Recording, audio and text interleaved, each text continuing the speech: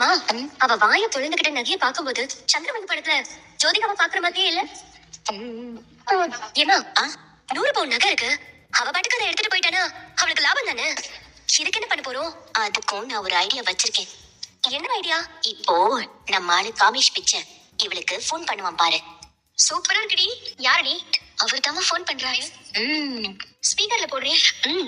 Hello picture. Wow. உன் வாயால எனக்கு பிச்சன் கூடும் போதெல்லாம் எனக்கு எவ்வளவு சந்தோஷமா இருக்கு தெரியுமா? இப்படி அழகா பிச்சன் எனக்கு கூப்பிட்டு விட்டுட்டு காமேஷ் கூப்பிட்டு என்ன ரொம்ப அப்செட் பண்ணிட்டே இருப்பேன். முதல் தடவையா என்ன பிச்சன் கூப்பிட்டு சந்தோஷப்பட்டுட்டேன். என்ன பண்ற பேபி? பிச்சை, நான் இப்ப என்ன பண்றேன்னு சொன்னேன்னு வச்சுக்கோங்க, நீங்க அப்படியே ஷாக் ஆயிடுவீங்க. வேற லெவல்ல சந்தோஷப்படுவீங்க. அப்படியா? Come on, say it. What's the matter? என் மாமா என் கல்யாணத்துக்கு 100 பவுன கிஃப்டா கொடுத்திருக்காரு. 100 பவுனா? அது மட்டும் இல்ல, 2 லட்சம் ரூபாய்க்கு முகூர்த்த புடவை வாங்கிட்டு வந்திருக்காரு. நகையையும் புடவையையும் நான் இப்ப பாத்துட்டு இருக்கேன். இது எல்லாம் எவ்வளவு அழகா ஜொலி ஜொலிக்குது தெரியுமா பிச்சை? இது எல்லாத்தையும் நாம தான் வச்சுக்க போறோம். உங்களுக்கு சந்தோஷம் தானே? Bloody holy shit. பிச்சை, என்ன சொன்னீங்க? என்ன லோட்டஸ் நீ? நான் எப்போ உங்ககிட்ட சந்தோஷமா பேசினாலுமே நீ அப்செட் பண்றாவே பேசிட்டு இருக்க. What is this lotus? ஐயோ, நான் ஏதாவது தப்பா பேசிட்டேனா?